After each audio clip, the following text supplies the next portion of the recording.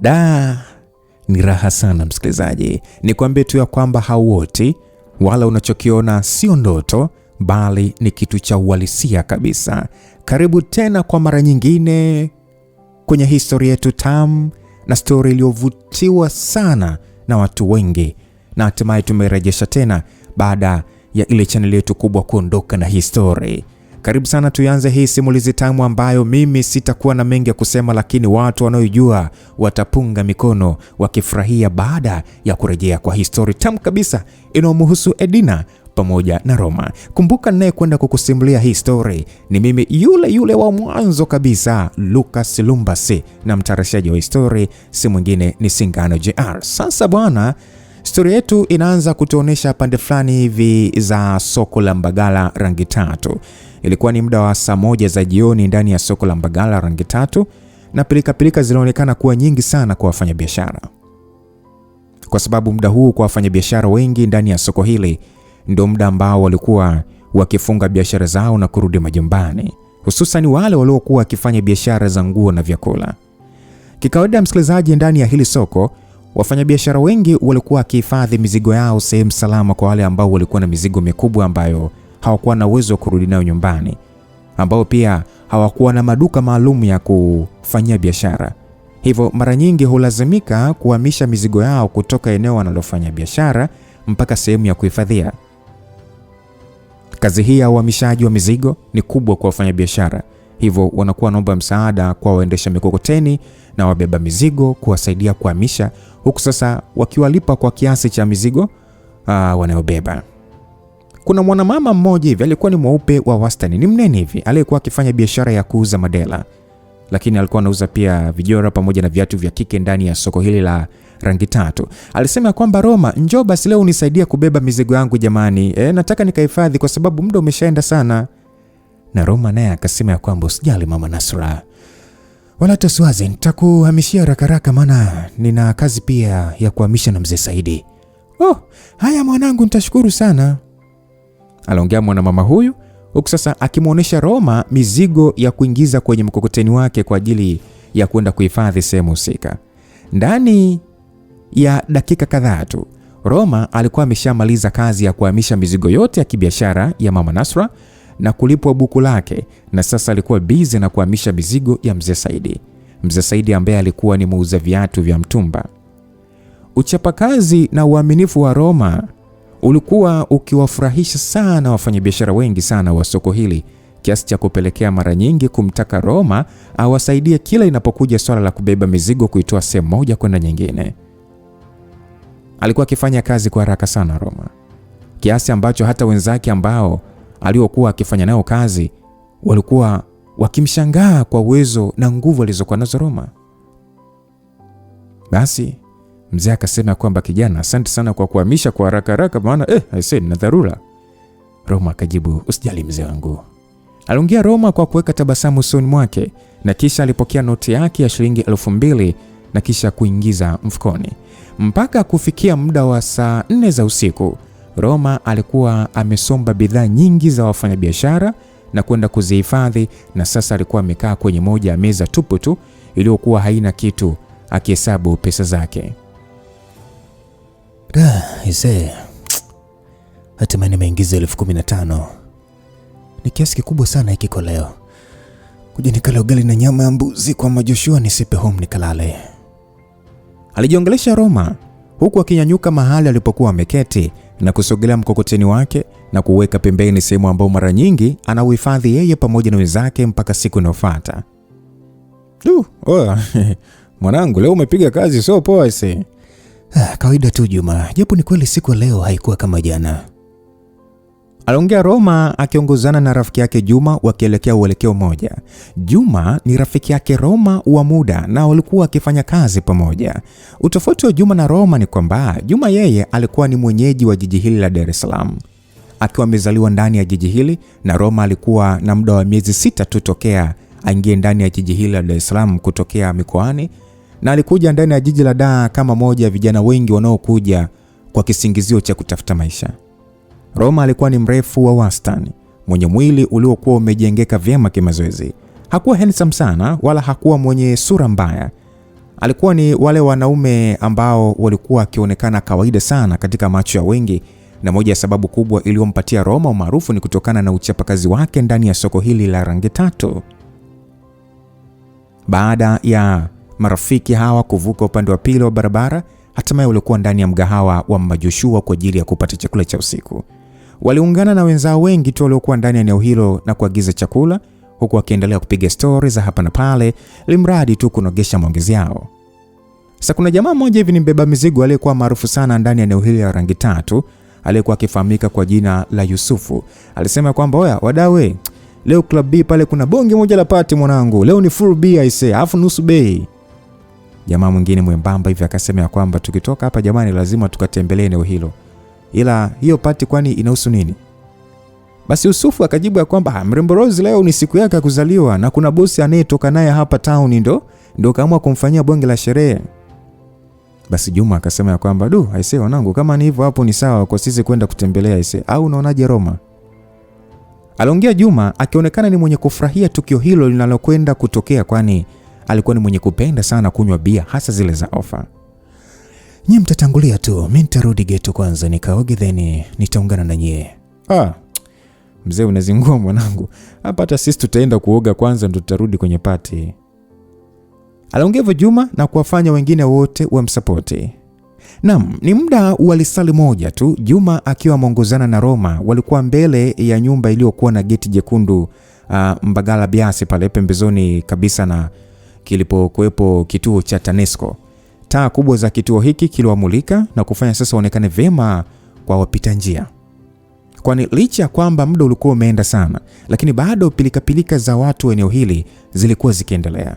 Baada ya kusimama kwa madakika kadhaa, hatimaye mlango mdogo wa geti hilo ulifunguliwa na mwanadada mmoja hivi mrembo ndo aliyekuwa amefungua huo mlango, huku akiwa amevalia shungi na kuwakaribisha ndani. Najma. Vipi? Ulikuwa umelala nini? Mbona umechelewa kufungua mlango? Najma baada ya kuulizwa hivyo akajibu kwamba hapana, nilikuwa chumbani tu na hata sikusikia. Aliongea mwanadada huyu kwa sauti yake iliyokuwa ikisikika vyema kabisa, na kisha alimwangalia Roma na kumsalimia. Roma, mambo? Bwana, habari za siku nzima? Safi tu. Roma, mwanangu kajiandae chap basi tuondoke. Unajua muda unazidi kwenda, afu wenzetu watatangulia kufika. Aliongea Juma ili mradi tu akatisha maongezi yaliyokuwa yakiendelea kati ya Roma na Najma. Msikilizaji, Najma alikuwa ni mdogo wake Juma. Alikuwa akiishi ndani ya nyumba hiyo ambayo ilikuwa ni ya kwao walioachiwa ya urithi. Ilikuwa ni nyumba kubwa tu ambayo ilikuwa wamegawa nusu, yani nusu wapangaji na nusu walikuwa akiishi yeye pamoja na kaka yake. So Naj alikuwa akifundisha shule ya chekechea eneo moja hivi ambalo lilikuwa likifahamika kwa jina la Kiramba.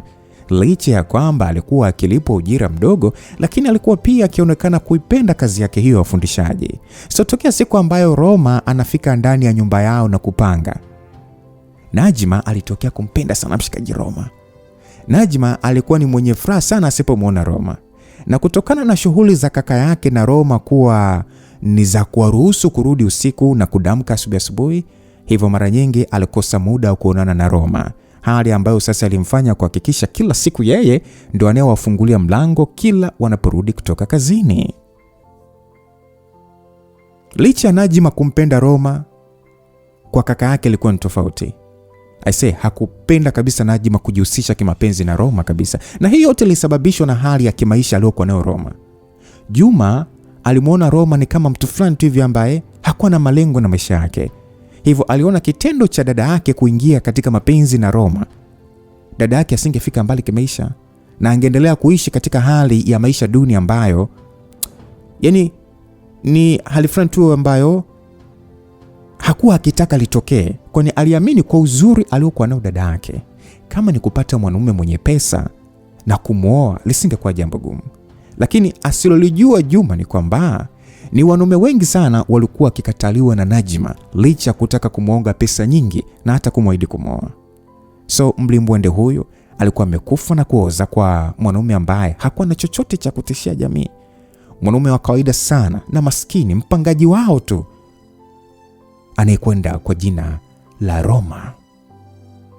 Katika akili ya mwanadada huyu mrembo Naj, aliamini siku moja Roma atamtamkia tu kuwa anampenda na yeye pia atamkubali na wataanza maisha yao pamoja. So hiyo ndio imani aliyokuwa nayo Najma juu ya Roma. Kwa upande wa Roma, alikuwa akijua fika kuwa Naj alikuwa akimpenda sana kimapenzi, lakini pia alikuwa akijua sana kwamba Juma hakuwa akitaka dada yake kutoka na yeye kimapenzi kutokana na hali yake ya kimaisha.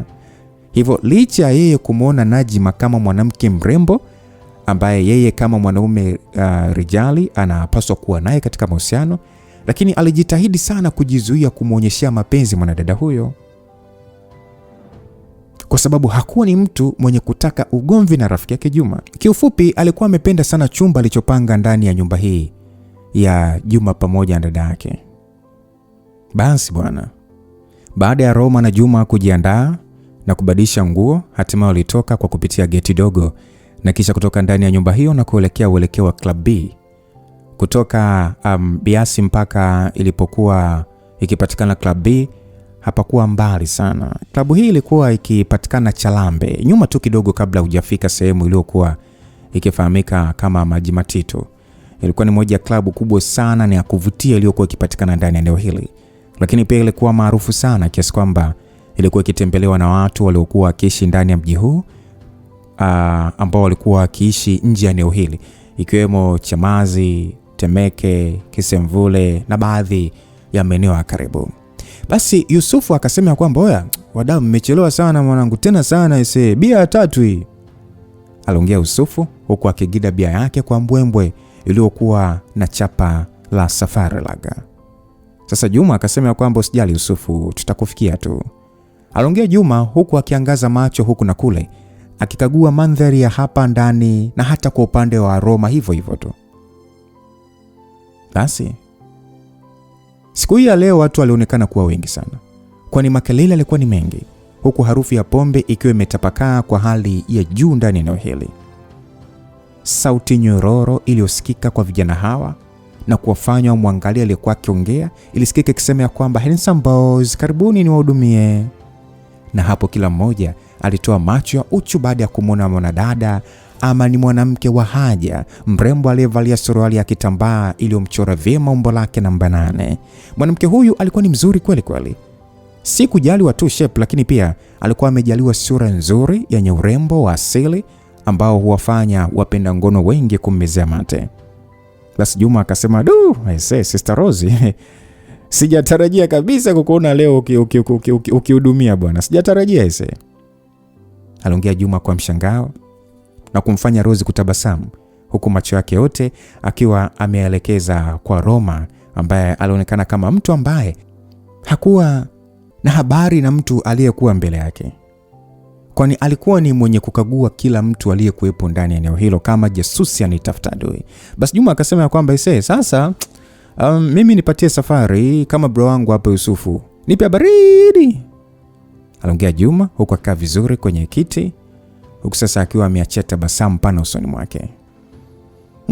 Roma, na wewe vipi leo?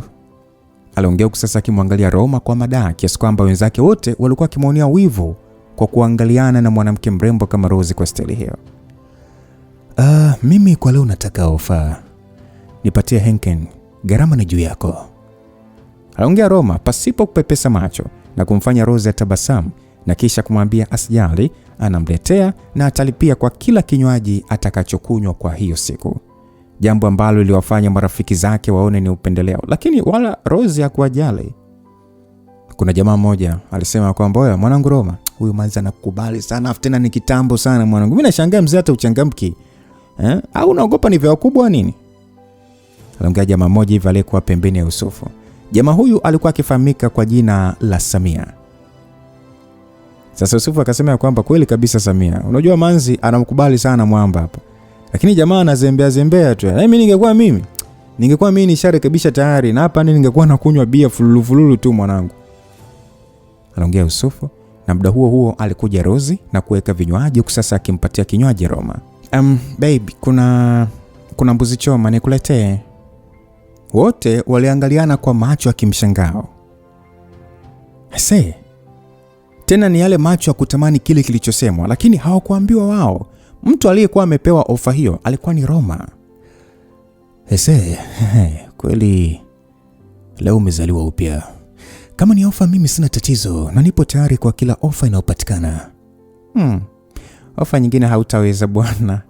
Siku zote umekuwa ni wa kunikimbia tu, aliongea Rozi kwa kumnong'oneza Roma na kumfanya tabasamu, kwani alikuwa akijua alichokuwa akimaanisha mrembo huyo. Huu siku, msikilizaji, kama ulivyotegemea, vijana hawa ndio kile ulichopata, kwani walilewa chakali kwa bia za ofa ambazo zilikuwa zimetolewa na Kibosile, ambaye ilikuwa ni ikiaminika alikuwa akitoka kimapenzi na mwanadada Rozi. Baada ya masaa matatu, baada ya keki sasa kukatwa na sherehe kukaribia kumalizika, huku waliokuwa wakiendelea kula mziki na kunywa bia wakiendelea, alikuja jamaa mmoja hivi aliyekuwa mhudumu wa hii klabu na kumpatia kijimemo Roma, ambaye licha ya kunywa bia nyingi alionekana kuwa ngangari kuliko wenzake wote. Baada ya kufungua kimemo hiki, alitabasamu na kisha alinyanyuka na kuelekea nje.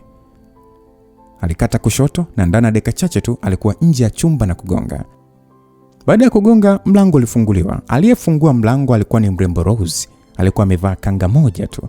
Alionekana alikuwa ametoka kuoga. "Karibu," aliongea Rose kwa namna ya kudeka, huku akimvuta Roma ndani na kuzama mzima mzima. Msikilizaji, Rose ni mwanadada ambaye alikuwa ni boss na mmiliki wa baa hii kubwa iliyokuwa ikifahamika kwa jina la Club B. Alikuwa ni mwanadada maarufu kwa eneo hili, na hii yote ni kutokana na umiliki wake wa hii baa ambayo ilikuwa ni kubwa mno. Lakini jambo lingine ambalo lilimfanya mwanadada huyu kupata maarufu ni kutokana na uzuri wake ambao Mungu alikuwa amembariki. Sifa kubwa ambayo wanaume walevi na wale wapenda starehe ambao walikuwa wakimjua, sifa yake ilikuwa ni ugumu. Mwanamke huyu alikuwa akiaminika sana kwa kutokujirahisisha kwa wanaume. Na ni zaidi ya miezi 10 sasa tokea klabu hiyo ifunguliwe na mwanadada huyu, hakuna mwanaume ambaye ashawahi kuhisiwa kutoka kimapenzi na mrembo huyu mfanyabiashara. Lakini kwa upande wa Rose, sababu kubwa ya kutokujirahisisha kimapenzi ni kwamba ni kutokana na kuwa na mtu ambaye alikuwa akimpenda sana, na huyo hakuwa mwingine bali alikuwa ni Roma. Haikueleweka mara moja ni lini mwanadada huyu alianza kumpenda Roma, kwani ujio wa Roma ndani ya jiji hili ulikuwa ni wa miezi 6 tu, lakini kwa wawili hawa walionekana kufahamiana sana. "Rosie, nimetikia wito wako. Naomba nikusikilize na kisha niondoke," aliongea Roma mara baada ya kujinasua kwenye mikono ya mrembo huyo, ambaye kama wewe ni mwanaume ambaye ungekuwa upo katika nafasi ya Roma, ni hakika kwamba usingeshindwa kuukwepa mtego wa mwanamke huyu. Lakini kwa kijana huyu Roma alionekana kushinda swala hilo. Wewe Roma, hivi kwa nini kila siku unanifanyaga hivi?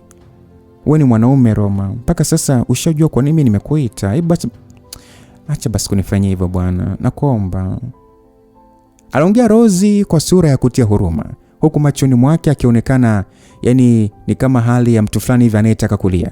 Lakini kwa upande wa Roma alionekana si mwenye kujali maneno ya mrembo huyo. "Rosie, nilishakwambia kila siku kuwa mimi sipo tayari kufanya jambo nalotaka tufanye kwa sasa. Naomba tu nielewe na naondoka kama hili ndio jambo ambalo umenitia," aliongea Roma huku akigeuka kutaka kuondoka. Lakini kabla hajashika kitasa cha mlango, Rosie alimkimbilia na ni kama alimkumbatia hivi kwa nyuma, na kisha akasema ya kwamba nitakusubiri mpaka lini Roma? Nipo kwenye hali mbaya, nakuhitaji sana Roma. Kwa wakati huu nakuhitaji hata kwa nusu saa tu mpenzi. Nakupenda Roma, nakuomba. Roma alifumba macho huku akivuta pumzi nyingi.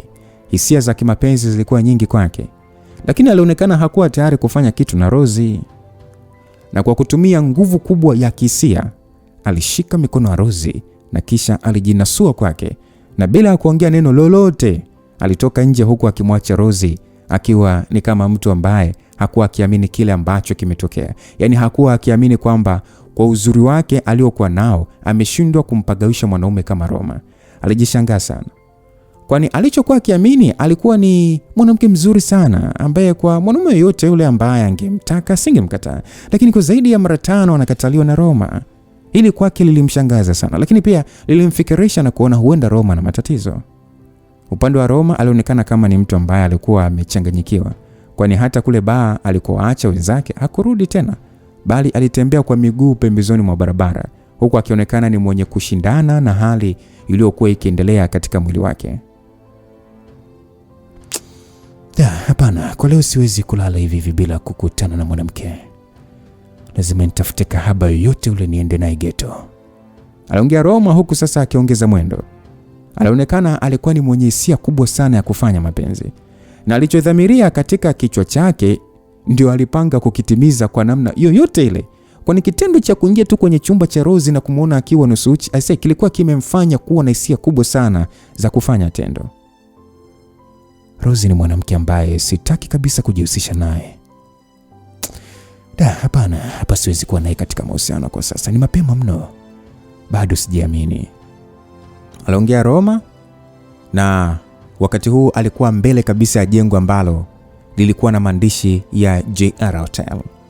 Hii ni hoteli ambayo ilikuwa ikisifika sana kwa eneo hili kwa kuwa na warembo wa bei ghali kuliko maeneo yoyote. Ilikuwa ni hoteli, lakini ilikuwa na baa kubwa pamoja na kasino, lakini pia ilikuwa ikiruhusu machangudoa kuingia ndani ya hoteli hiyo na kutoa huduma kwa wateja kwa kiingilio maalum. Roma hapo ndio mahali ambapo aliona anaweza kutatua shida yake. Japo bwana huyu alikuwa amekunywa bia nyingi klabu B, lakini alionekana hakuwa amelewa, kwani mwendo wake haukuonekana wa kilevi hata kidogo. Lilikuwa ni eneo tulivu sana ndani ya hili eneo ambalo lilikuwa na harufu mbalimbali za mchanganyiko. Roma baada ya kuingia ndani ya eneo la baa, alianza kuangaza macho yake upande wa kulia, kushoto na mbele kutafuta kitoweo kwa ajili ya usiku huo. Licha ya muonekano wake kuwa kimaskini, lakini hakuna aliyekuwa akimjali, kwani kila mtu alikuwa kwenye starehe zake. Ndani ya sekunde chache tu za kukagua eneo hili, hatimaye alivutiwa na meza moja ambayo ilikuwa na mwanamke ambaye alikuwa amezika kichwa chake kwenye meza, huku nywele zake ndefu zikiwa zimemfunika kwa mtindo fulani hivyo wa kutapakaa na kufanya sura yake ishindwe kuonekana vizuri. Huku juu ya meza kukionekana kuna bia zilizotapakaa pamoja na glasi nusu ambayo ilikuwa iliyokuwa imejaa juice. Roma alitabasamu na kuona sasa amepata target yake. Alisogea mpaka kwenye meza na kisha aliona mkoba wa mwanamke huyo ukiwa juu ya kiti pembeni. Huku mita kadhaa kwenye meza nyingine kulionekana wanaume watatu waliokuwa wakinywa bia taratibu tu, lakini macho yao yote yalikuwa ni kwa Roma ambaye alikuwa akisogelea meza iliyokuwa mbele yake. Wanaume hao walionekana pia walikuwa wakimmezea mate mwanamke aliyekuwa amezika kichwa kwenye meza, yaani alikuwa amelalia meza. Sasa Roma hakutaka kuwajali wanaume hao, kwani kumwangalia kwao aliona ni kwa sababu ya wao kushindwa kupata ujasiri wa kukaa katika meza hiyo, jambo ambalo kwake aliliweza. Hivyo baada ya kuvuta kiti, alijaribu kumshtua mwanamke huyo, lakini hakukuwa na majibu yoyote, kwani bidada huyu alionekana kuwa yupo kwenye usingizi mzito sana. Roma alishika kichwa cha huyo mwanamke huku akijaribu kuzikusanya nywele zake zote na kuziweka upande mmoja kwa ajili ya kuangalia sura ya mwanamke huyo.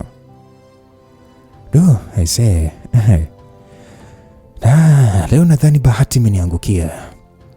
Huyo mrembo ni kisu zaidi ya Rose. Usiku wangu unaenda kuwa kipekee sana, alijiongelesha Roma kwa namna ya kujipongeza, huku tabasamu likiwa limepamba uso wake. Na baada ya kama dakika mbili tu alifanya maamuzi ya kumuinua mwanamke huyo, na kisha alichukua mkoba wake uliokuwa juu ya meza na kuvaa kama mwanamke, na kisha alimnyanyua mwanamke huyu ambaye kwake alikuwa ni kahaba tu, na kisha alimweka begani na kuanza kupiga hatua kuelekea nje. Hakutaka kubaki ndani ya hoteli hii na kuchukua chumba, kwani hakuwa na hela hiyo ya kulipia. Hivyo mahali sahihi alipoona panamfaa ni ghetto kwake Biasi kule. Wakati yeye anafanya hayo, watu waliokuwa ndani ya hili eneo walikuwa wakimshangaa sana Roma kwa kitendo hicho, lakini hakuna hata mmoja aliyeongea mpaka pale wanamuona Roma akitoka kabisa nje ya mlango. Lakini wakati Roma sasa akitokomea nje, mabwana hawa watatu waliokuwa kwenye meza ya mbele ni kama walishtuka. Kuna mwanaume mmoja hivi ambaye alionekana kuwa ndio kiongozi wa kundi la watu hawa, akasema kwamba huyu fala ni nani anayejiamini kwa namna hii anatuharibia mpango wetu bwana. Hebu mfuateni haraka kabla hajaenda mbali, na mchukueni yule mrembo na mleteni kwenye chumba changu. Kisha alinyanyuka, huku sasa wale vijana watatu na wao wakinyanyuka na kutoka nje kwa haraka sana kumfuata nani? Roma baada ya kutoka nje haraka aliita bajaji na kisha alimuingiza mwanamke yule ambaye alikuwa ni kahaba kwenye macho ya Roma. Baada ya kumpandisha, naye aliingia na kisha bajaji ilitoka na kuingia barabarani. Lakini wakati huo huo gari aina ya Lexus, ilikuwa ni nyeusi tu, iliunga nyuma na kuifuatisha bajaji aliyokuwa amepanda Roma.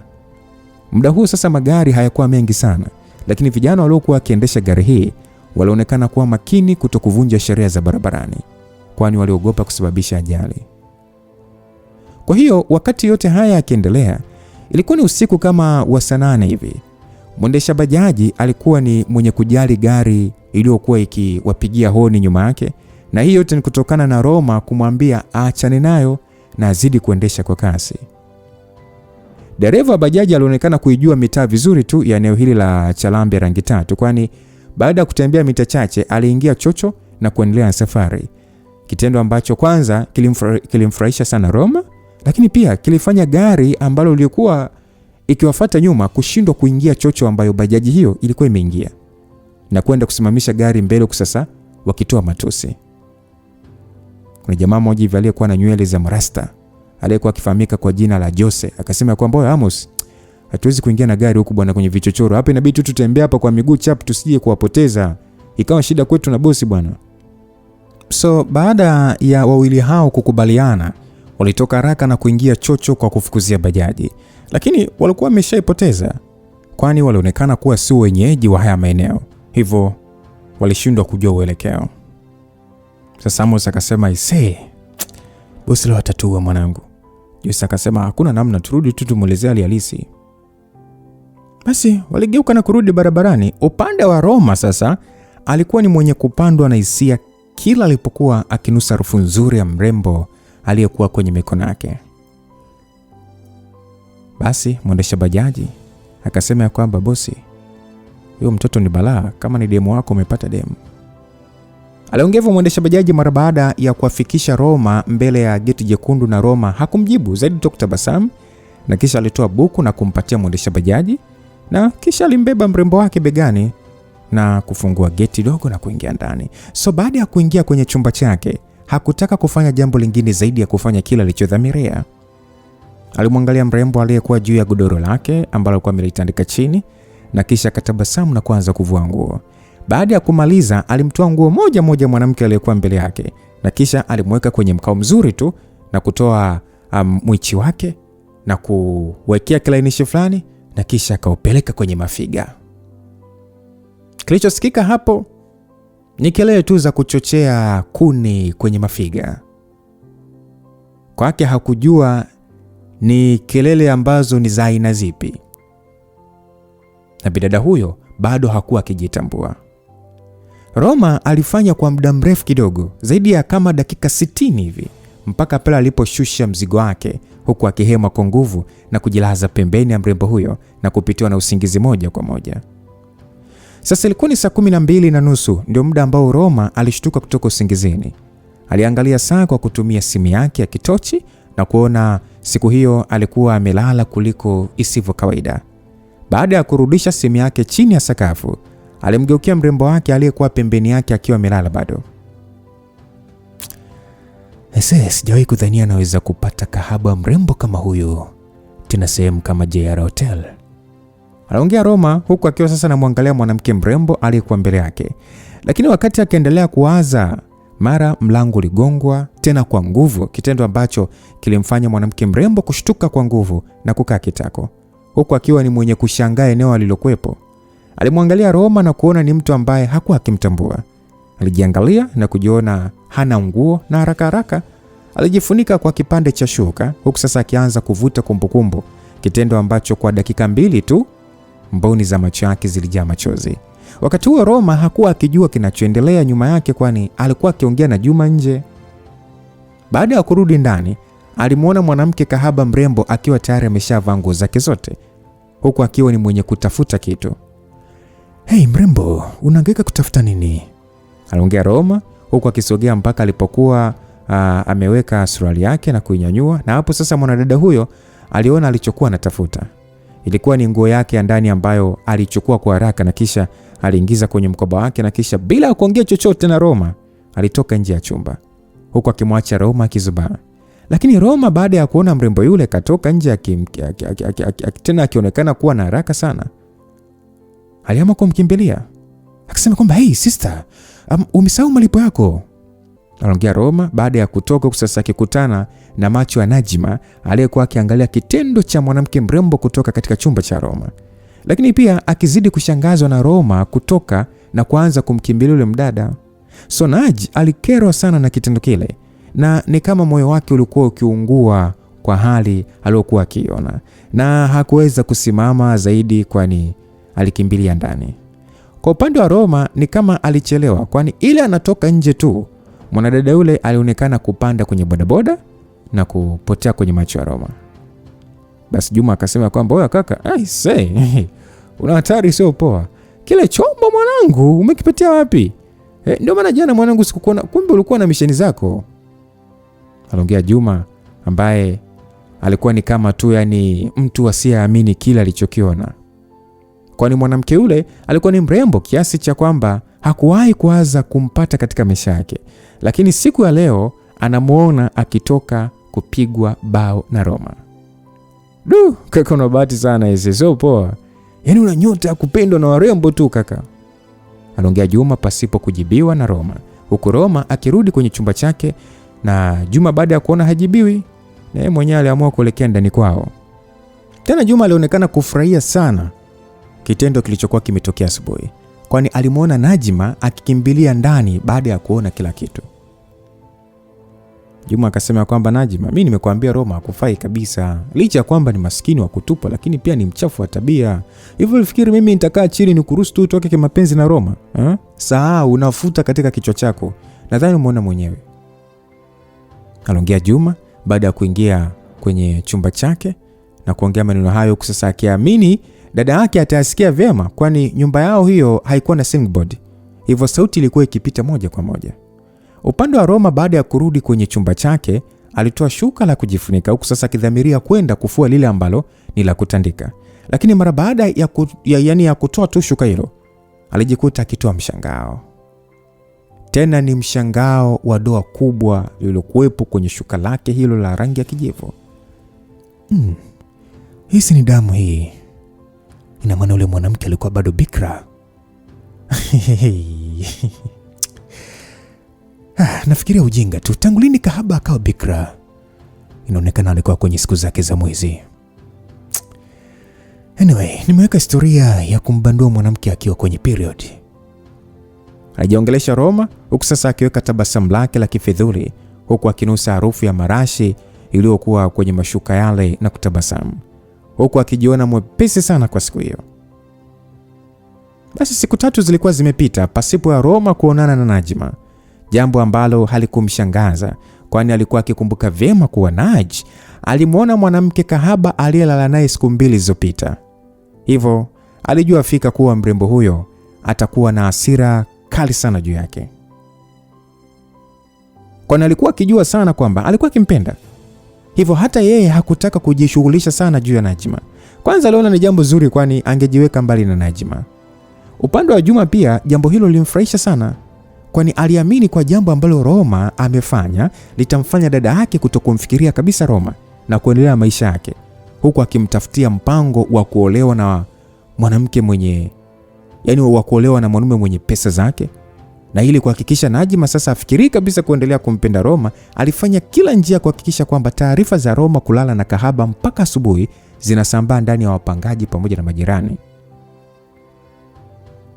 Basi kuna wapangaji waliokuwa wakiongea kisha mbenga tu wakisema kwamba Roma kabisa, unajua siku zote nilikuwa namuona kama ana matatizo fulani hivi, kumbe anaonekana na yeye anapenda wanawake, lakini alishindwa nisa kumchukua Najma jamani, mwanamke mrembo, mpaka kwenda kuchukua mwanamke kahaba mtaani.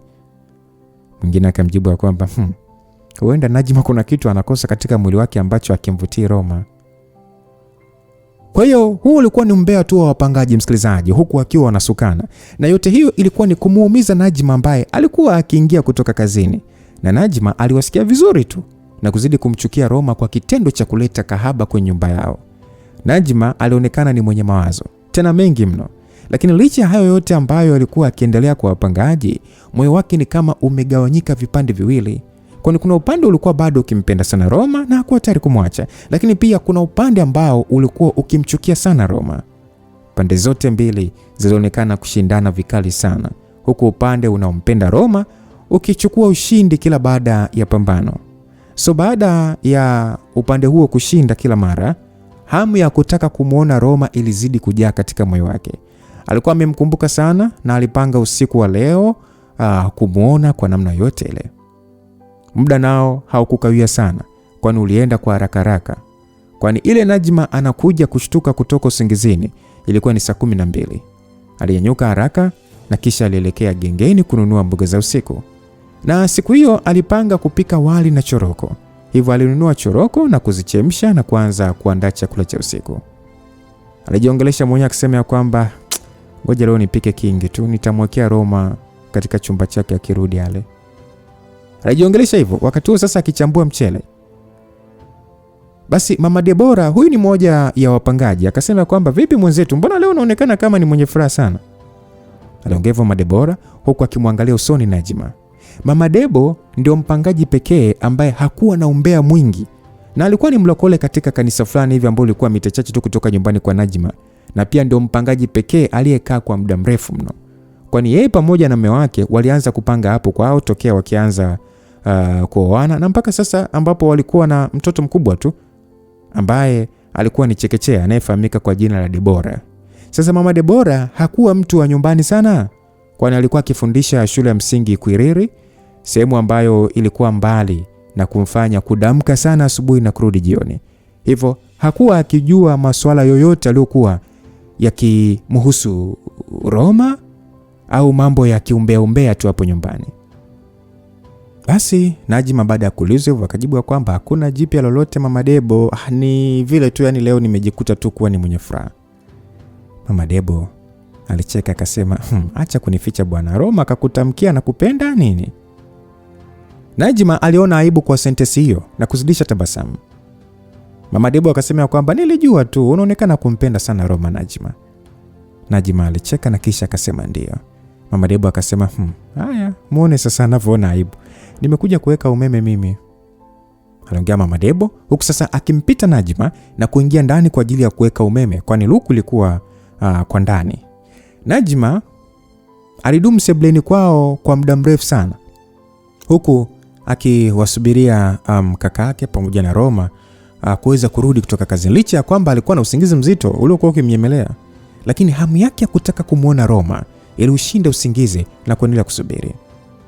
Unajua kuna kale hali fulani hivi ambako mtu unakuwa nako ukiwa umepanga nyumba ya kupanga, alafu kuna mpangaji fulani hivi unafahamu mida yake ya kurudi kutoka kazini, so itabidi tu ukae pande za dirishani ili uweze kumuona, nafsi yako itulie. Kwa hiyo siku hii ya leo si kama siku zingine, kwani walichelewa kurudi mno, kwani mpaka inafika saa 5:30 kaka yake hakuwa amerudi. Baada ya kusubiri kwa takriban dakika 20, hatimaye mlango uligongwa na Najma haraka alikwenda kufungua mlango. Juma akasema kwamba Najma, hujalala tu leo, mbona umekuwa ukinifungulia wewe? Aliongea Juma huku sasa akiwa ni mwenye kumshangaa dada yake, kwani siku mbili za nyuma alionekana sio mwenye kujali kuwafungulia yeye na Roma, kwani Najma licha ya swali hilo hakujali kabisa. Alichokuwa akitaka kuona ni Roma tu, lakini kilichomshangaza ni kwamba siku hiyo alimuona kaka yake pekee, jambo ambalo lilimshangaza. Basi Najma kuuliza kwamba Roma yuko wapi kaka, mbona haingii? Juma akasema kwamba wewe nilijua tu unataka kumuona Roma. Aliongea Juma huku akiweka uso hasira na kumpita baada ya kufunga mlango. Lakini Najma hakuridhika. Alifungua mlango na kuangalia nje, lakini Roma hakuonekana, jambo ambalo lilimfanya kuwa katika hali ya maswali. Alifunga mlango na kukimbilia ndani. Najma akamuuliza Juma kwamba kaka, Roma yuko wapi? Mbona hujaja naye? Juma akasema kwamba bwana, usiniulize maswali yako mimi bwana, kwani umeona mimi natembea naye mfukoni? Aliongea Juma na alikerwa sana na maswali ya mdogo wake, na aliona kabisa si kama alivyofikiria kuwa Najma alikuwa ashaachana na Roma baada ya kumuingiza kahaba geto kwake. Basi alikula chakula alichowekewa na mdogo wake huku akitabasamu kwa kuona kuwa mdogo wake anajua kupika, na baada ya kushiba aliingia kwenye chumba chake na kujilaza. Juma alijiongelesha mwenyewe akasema kwamba Najma akiolewa na mimi naoa, nyumba yote inakuwa yangu, na ili litimie sitaki Najma aolewe na Roma, maana na uhakika kwa maisha ya Roma atataka aishi na Najma hapa hapa. Kwa hiyo inabidi Najma aolewe, atenda kwa mume wake, afu nyumba yote inakuwa ya kwangu. Juma alijiongelesha hivyo huku akiwa sasa amejilaza na ukodolea macho taa mpaka pale alipopitiwa na usingizi pasipo kuzima taa. Upande wa Najma, yeye hakuweza kupata usingizi kabisa. Muda wote masikio yake yalikuwa kwenye geti tu, ili asikie geti likigongwa ili akamfungulie Roma. Lakini muda ulizidi kwenda, lakini alichokuwa akitegemea hakikuweza kutokea kabisa. Baada ya kuona atasinzia, alienda kusubiria sebleni mpaka pale alipokuja kupotelea usingizini. Na alikuja kushtuka kukiwa kumekucha kabisa. Na hii ni baada ya kaka yake kumkuta Najma akiwa sebleni. Alijikuta hasira zikimpanda baada ya kuona dada yake kalala hapo sebleni na kung'atwa na umbo sasa akimsubiria fukara Roma arudi. Juma akasema kwamba huyo mpuzi akirudi leo na mfukuza isi akapangi kwingine. Kwa hali hapa Najma hawezi kuolewa. Aliongea hivyo Juma na kisha alitoka mpaka vyumba vya nje vya wapangaji na kwenda kwenye nyumba, yani kwenye chumba cha Roma na kukifungua na kuingia. Ndani kitu cha kwanza alichoona ni mabakuli tu mawili makubwa ambayo alikuwa akiyafahamu vizuri kabisa yakiwa kwenye kijimeza. Aliyasogelea na kisha kufungua bakuli la kwanza, na hapo ndipo alipotoa macho kusura yake ikianza kujikunja. Aya. Yaani huyu mpuzi anamwekea Roma mapaja ya kuku alafu mimi kaka yake ananiwekea wali na choroko. Hii haiwezi kuendelea hivi. Aliongea Juma kwa hasira huku sasa akinyanyua yale mabakuli na kutoka nayo nje huku akipishana na Najma ambaye alimkata jicho. Baada ya dakika chache Juma alitoka akiwa na kufuri lingine na kisha alifunga mlango wa Roma na kisha kurudi ndani na kupasha kiporo kile na kula. Wakati yote hayo yakiendelea, Najma ambaye alikuwa kwenye hali ya wasiwasi alikuwa akimwangalia kaka yake tu huku akiogopa hata kumuuliza chochote kuhusu Roma alipo. So baada ya kusimama nje kwa dakika kadhaa, Juma alitoka nje huku sasa akionekana safari ya kwenda kazini kwake ikiwa imewadia. Najma akasema kwamba kaka, najua umekasirika lakini naomba tu niambie Roma yuko wapi. Juma akasema kwamba wewe usiniulize maswali ya kipuzi, umesikia? Kwa upendo wako akijinga tu, Roma kuanzia leo akirudi anaenda kutafuta chumba kwingine. Na nisisikie hapa fyoko. Mjinga wewe. Aliongea Juma huku sasa akiweka kibagarashia chake vizuri na kutoka huku sasa mlango wa geti akiupigiza kwa nguvu. Juma akasema alafu huyu mpuzi siji kaenda wapi? Yaani tokea jana mchana hata sijamuona tena. Tangu alipofuatwa na ule mtu mwenye suti sija kaelekea wapi? Sasa msikilizaji, ni kwamba jana yake saa 7 mchana ilikuwa hivi. Roma mpaka kufikia muda wa saa 7 mchana alikuwa amepiga kazi kubwa sana kuteremsha mizigo ya simenti kwenye duka kubwa tu la vifaa vya ujenzi la Bozi. Yeye pamoja na wenzake walikuwa wamechafuka mno kiasi kwamba hawakuwa wakitamanika, lakini wala hawakujali sana, kwani kwao pesa ilikuwa ndio kila kitu. Njaa nayo haikuwaacha salama, na baada ya kupewa ujira wao, Juma aliwaongoza wenzake kuelekea upande wa pili wa barabara ili kwenda kujipatia chakula cha mchana kwa Mama Joshua, yani kama ilivyo desturi yao. So baada ya dakika kadhaa tu Roma alikuwa ni mtu wa mwisho kunawa mikono. Alianza kunawa uso ili kutoa vumbi la simenti na kisha alimalizia mikono, lakini ila anamaliza tu mita kadhaa kwenye barabara kuu, ilisimama gari aina ya V8 nyeupe, gari ambayo iliwafanya baadhi ya watu kuikodolea macho. Baada ya gari hii kusimama, alitoka mwanadada mmoja hivi aliyekuwa amevalia suti ya rangi ya blue na viatu vya rangi ya pink. Mwanadada huyo alitoa picha kwenye mkoba wake na kisha aliangaza kulia na kushoto, huku sasa akitoa simu yake iliyokuwa ikiita na kisha kuiweka sikioni mara baada ya kuipokea, na baada ya maongezi machache alikodolea upande wa kimgahawa cha Mama Joshua huku akikagua mtu mmoja, na baada ya kuona kile alichokuwa akikitafuta alisogea kuelekea upande huo wa mgahawa. Kwanza baadhi ya watu walibaki wakishangazwa na urembo na shepu ya huyo mwanamke, lakini hakuna aliyekuwa ni mwenye kujali. Basi yule mwanamke akasema kwamba habari yako kaka. Aliongea mwanamke kwa sauti ya kujiamini kabisa na kuwafanya wakina Juma na wenzake kushangazwa na kitendo hicho, kwani mtu aliyekuwa akisalimiwa alikuwa ni Roma.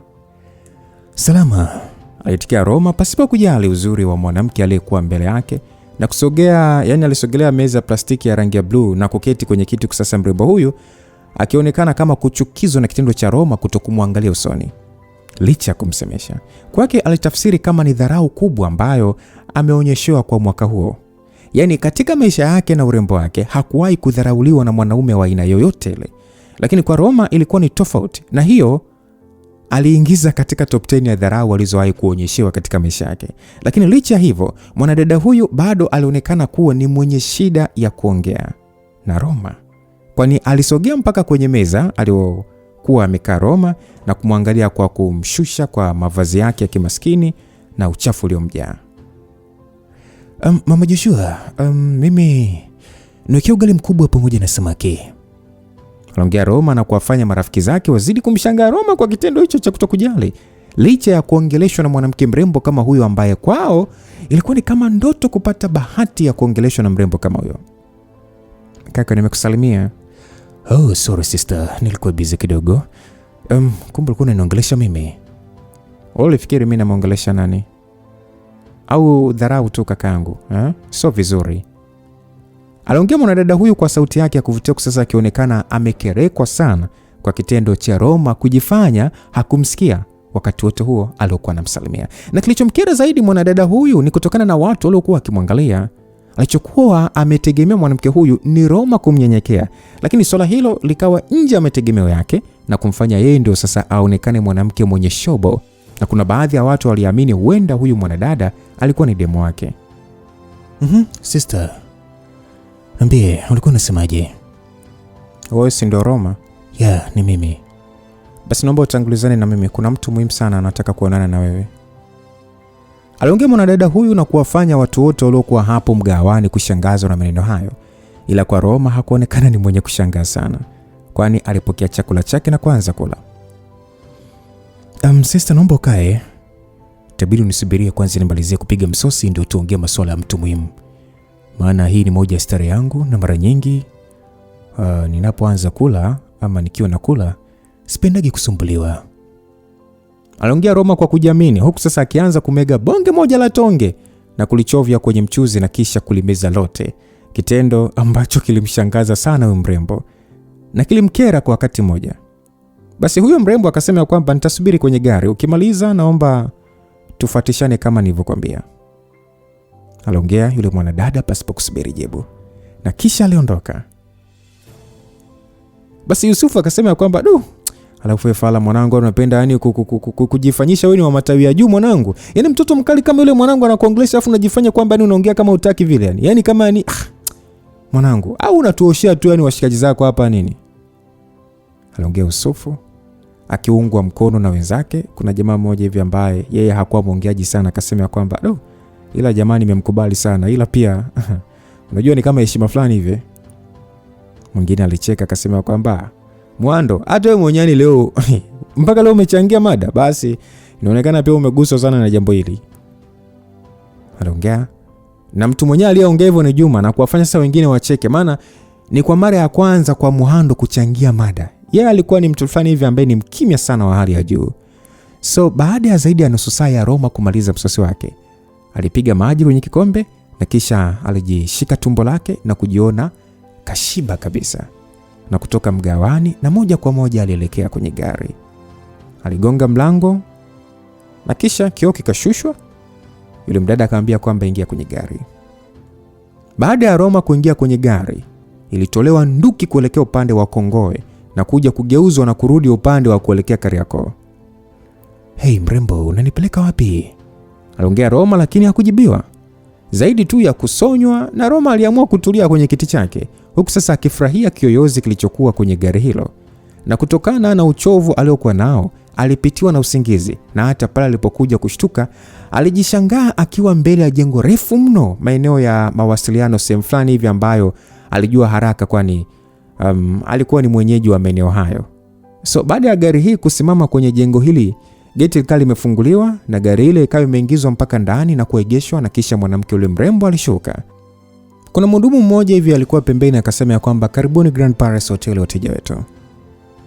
Basi Roma alimwangalia mwanamke huyo aliyekuwa amevalia sare ya hoteli hiyo na kisha alimkonyeza, kitendo ambacho yule mwanadada aliyekuja na Roma alivyoona tu alibetua midomo, lakini kwa mhudumu yeye alirudisha tu kwa tabasamu la kuita. Watu wenye pesa wanakula maisha sio poa, I said. Aliongea Roma baada ya kuingia kwenye lifti, huku sasa akiwa sio mwenye kuacha kumkonyeza mrembo huyo ambaye amenuna kama muuza sumu. Baada ya lifti kufunguka katika floor namba 18, Roma alifuata nyuma mpaka walipofika kwenye mlango fulani hivi wa chumba namba 708, na kisha huyu mrembo aligonga mlango, na ndani ya dakika kadhaa tu mlango ulifunguliwa na mwanaume aliyevalia suti. Yule mwanaume akasema kwamba, "Oh, Susan, karibu." Aliongea mwanaume huyu aliyevalia suti, huku sasa akiwa ni mwenye tabasamu, lakini pia macho yake hayakuwa mbali na uso wa mwanaume aliyekuwa nyuma ya Susan. Mwanaume ambaye kwa macho haraka alionekana ni kama fukara tu. Sasa mrembo Suzy akasema kwamba, "Bosi, nimesharudi na nimemleta." Aliongea hivyo Susan kikakamavu, huku sasa akimwangalia mwanamke aliyegeukia dirishani, akionekana kuangalia nje akiwa amewapa watu wote katika chumba hiko mgongo. Mwanamke huyu alikuwa amependeza mno kwa vazi lake la suti ambalo alikuwa amevaa, suti ya rangi nyeupe. "Asante Susan, mnaweza kuondoka mpaka pale nitakapoaita." Baada ya Suzy kusikia hivyo alishtuka, akasema kwamba, "Bosi, fanya kama nilivyokuambia Susan." Aliongea mwanadada huyo kwa sauti ya amri na kumfanya Susan amkate jicho Roma ambaye alikuwa akikagua uzuri na ufahari wa chumba hicho. Licha ya Roma kushangazwa na ufahari wa chumba hicho, lakini pia sauti ya mwanadada aliyekuwa mita kadhaa mbele yake aliyempatia mgongo ilikuwa ikimsisimua mno. Yaani ilionekana kama inamkumbusha mbali sana. Baada ya Suzy sasa na mwanaume yule kutoka nje, mwanadada yule aligeuka na kumwangalia Roma, kitendo ambacho kilimfanya Roma atoe mshangao na kutamka, "Ha? Kahaba." Naam, ndani ya jengo moja lilikuwa ni refu tu ambalo lilikuwa limependezesha jiji katikati ya posta, huku juu kabisa likiwa na maandishi ya JR Tower. Katika floor namba 22 alionekana mwanaume mwenye asili ya Kisomali hivi akiwa amesimama kwenye dirisha ambalo lilikuwa likimpa uwezo wa kuona mandhari ya baharini. Bwana huyu alikuwa katika lika la ujana tu, mwenye nywele zake ambazo zilikuwa zimempendeza. Hakuwa mfupi sana wala hakuwa mrefu sana, ni mwenye mwili fulani hivi wa saizi ya kati, na kwa haraka ungejua bwana huyu alikuwa ni mtu wa kujipenda kutokana na mavazi ya gharama aliyovaa. Nyuma ya mgongo wake kulikuwa na meza kubwa iliyokuwa na tarakishi kubwa tu ya kampuni ya Apple, ikiwa inatoa mwanga fulani hivi hafifu, huku ikionekana ilikuwa ikitumiwa na bwana huyu. Huku mbele ya tarakishi hii kulikuwa na kibao kikubwa tu mfumo kama wa kioo hivi kilichokuwa na jina lililosomeka kwamba CEO Abubakar Hamadi, JR Group of Companies. Dakika chache za mwanaume huyu kusanifu mandhari ya nje kama mtu ambaye alikuwa akitafuta dosari, hatimaye mlango wa ofisi yake ulifunguliwa na alionekana kijana mwenye nywele za marasta hivi akiingia na kumfanya bwana huyu atambue uwepo wa kuingia kwa mtu ofisini kwake. Sasa huyu bwana akasema kwamba, "Bosi, nimefanikiwa kupata taarifa yake." Aliongea huyu jamaa kwa heshima, sasa akisogelea meza ya bei ghali iliyokuwa ofisini. Basi CEO Abu akasema kwamba, "Nipe ripoti." Aliongea hivyo CEO Abu huku sasa akikalia kiti chake, na kisha alipokea bahasha iliyokuwa mikononi mwa marasta, na kisha alifungua na kuanza kupitisha macho yake, huku sasa akizidi kushangazwa na kile anachokisoma. Bosi, yani CEO Abu akuuliza kwamba, "Una uhakika na hii ripoti kwamba ni sahihi? Yani haujaichanganya na ya mtu mwingine?" Marasta akasema, "Ni sahihi kabisa bosi, vyanzo vilivyonipatia hiyo taarifa ni vya kuaminika." CEO akasema kwamba, "Okay, sawa. Basi unaweza kwenda, lakini nataka mumfuatilie huyu mtu na mnipe taarifa zote kwa kila anachokifanya." Marasta akasema, "Sawa bosi." Alijibu, na wakati huo simu ya mezani ilitoa mlio kuonesha kwamba inaita. Alinyanyua huo mkonga na kuipokea simu. Sauti ya katibu muhitasi afahamikaye kwa jina la Sara ilisikika ikasema kwamba, "Bosi, kuna mgeni wako." Abu akasema, "Sawa, mruhusu." Aliongea Abu, na ndani ya dakika chache tu mlango ulifunguliwa na mwanaume mzee aliyevalia suti yake ya aina ya navy black, akiwa sasa anapata support kwenye mkongojo uliokuwa unang'aa kwa madini ya shaba. Mzee huyu licha ya kuonekana umri wake umeenda, lakini afya yake haikuwa mbaya sana. Abu akasema kwamba, "Oh, Mr. Alex, karibu sana bwana." Aliongea Abu kwa sauti ya heshima, huku akinyanyuka na kumkaribisha mzee huyu na kwenda kukaa kwenye masofa ya gharama yaliyokuwa ofisini hapo. Mzee huyu alimwangalia Abu kwa namna fulani hivi ya kukatishwa tamaa, na kisha aliketi huku sasa akivuta pumzi. Mzee akasema kwamba ni ujinga gani unafanya Abu mpaka kunifanya mimi nije mwenyewe ofisini? Aliongea mzee huyu kwa ghadhabu, huku Abu akionekana ni mwenye kujua kosa lake. Abu akasema, nisamehe sana baba, najua mpango wa awali ulifeli, lakini naamini mpango B utafanikiwa. Mzee alikasirika akasema kwamba swala sio mpango B wala A. Ninachotaka kujua ni kwa nini swala la master linachelewa kufanikishwa. Ninakupa uongozi wa kampuni yangu kwa kuwa nilikuwa najua uwezo wako. Kwa nini sasa swala dogo kama hili tu linashindikana Abu? Hebu anza kuniambia ni kipi kilifanya mpango wako wa kwanza kushindwa na huo mpango wako B ukoje? Na kama mipango yote ni ya kijinga, mimi nitakufukuza na kumpa mtu mwingine wa kuiongoza kampuni yangu bwana. Mimi siwezi kuvumilia ujinga kwenye swala la kazi. Siwezi bwana. Basi mzee Alex alikuwa amekasirika. Msikilizaji, huyu mzee Alex ni mmiliki wa makampuni ya JR yote yaliyokuwa yanapatikana ndani na nje ya nchi. Makampuni yake yalikuwa yakitoa huduma nyingi sana, kuanzia malazi, nguo na chakula. Mzee Alex alikuwa ni mmoja ya matajiri wakubwa ndani na nje ya taifa la Tanzania, na alikuwa ndio kiongozi mkuu wa makampuni haya, akihudumia kwa muda mrefu kama mkurugenzi mtendaji na mwenyekiti wa bodi ya wakurugenzi. So miaka miwili nyuma alistaafu katika nafasi yake ya ukurugenzi mtendaji na kumpatia nafasi hiyo kijana wake aliyemlea afahamikaye kwa jina la Abubakar Hamadi.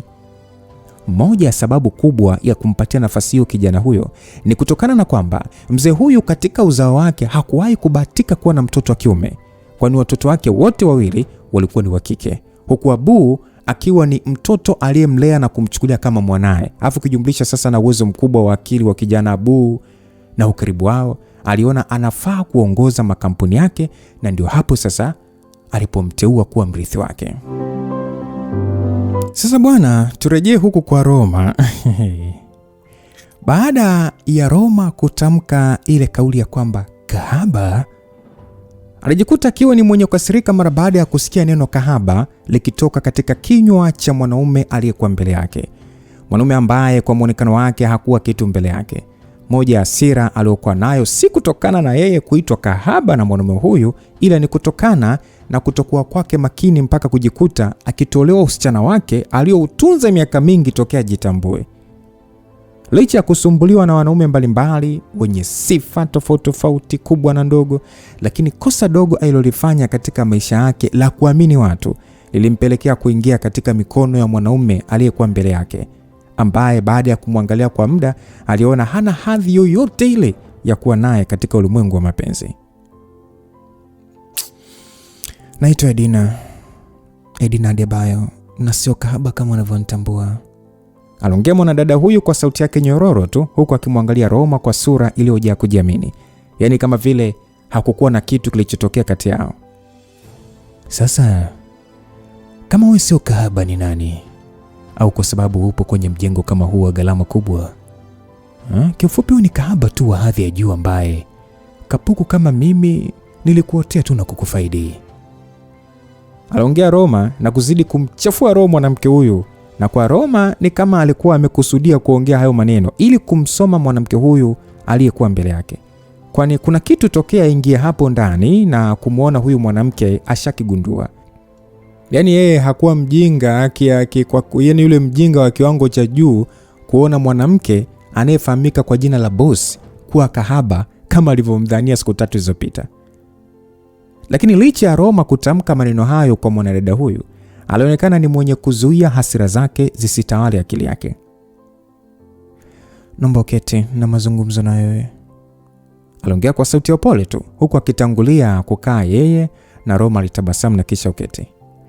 Nimeitikia wito, naomba uende moja kwa moja kwa lile ulilonitia, aliongea Roma na kumfanya mwanadada huyu agundue mwanaume aliyekuwa mbele yake ni wa namna gani, kwani alitegemea kuona Roma kuwa katika hali ya uoga kama tu angegundua uwezo wa kipesa aliokuwa nao. Lakini kila kitu kilimjibu kivingine, kwani kijana huyu alionekana kujiamini mno, jambo ambalo lilimfanya aone maamuzi aliyofanya ni sahihi. Alichukua glasi yake ya wine iliyokuwa kwenye meza ya kioo na kisha alikunywa mara 2 na kisha akaweka chini kwa mapozi ya kike. Naomba unioe, aliongea mwanadada huyu, huku akionekana ni mwenye kuanza kukosa ile hali ya kujiamini aliyokuwa nayo mwanzo. Kwa upande wa Roma ni kama mtu fulani hivi ambaye hakusikia vizuri maneno aliyomtoka mrembo huyu mwenye haiba ya upole. Hese, inawezekana sijakusikia vizuri mrembo wangu.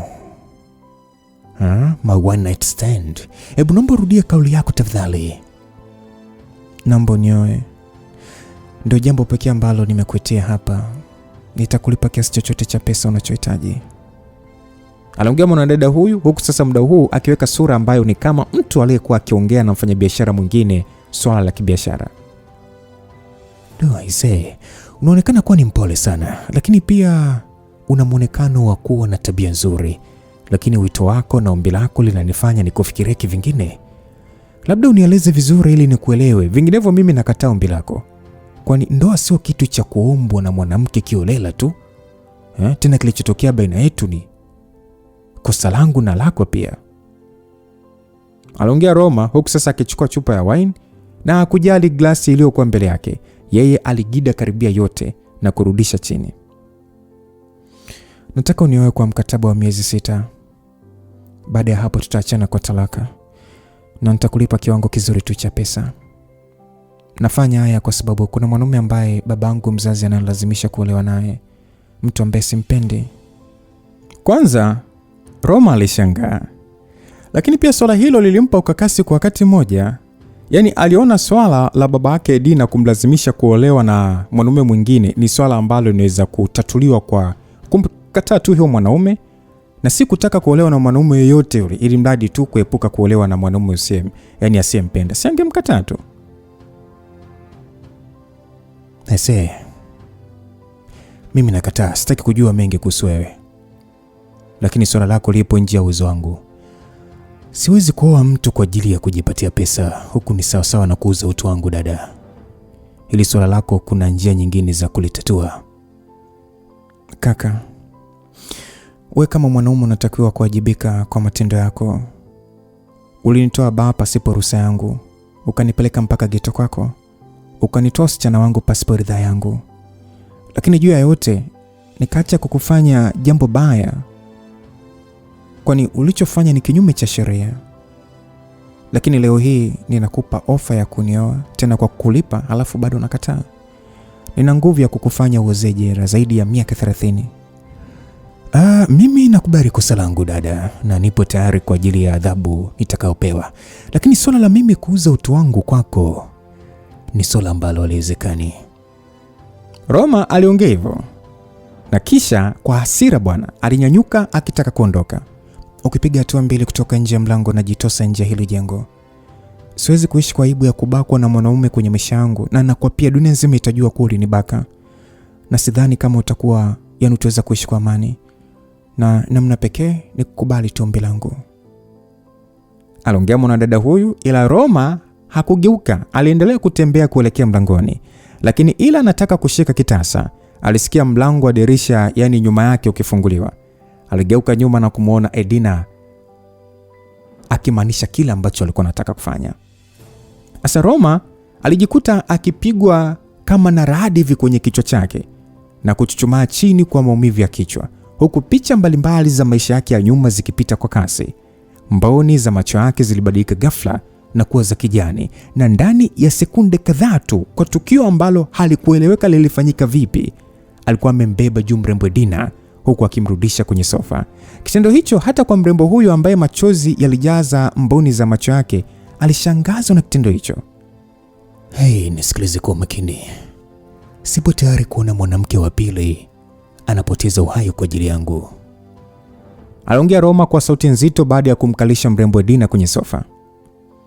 Kwa hiyo umekubali kunioa? Sina jinsi. Aliongea Roma huku sasa akifungua chupa nyingine ya wine na kuigida kama maji. Edina hakujali tabia ya Roma. Alitoa bahasha kwenye mkoba wake na kisha alichomoa karatasi yenye mkataba wa ndoa na kisha akampatia Roma pamoja na kalamu.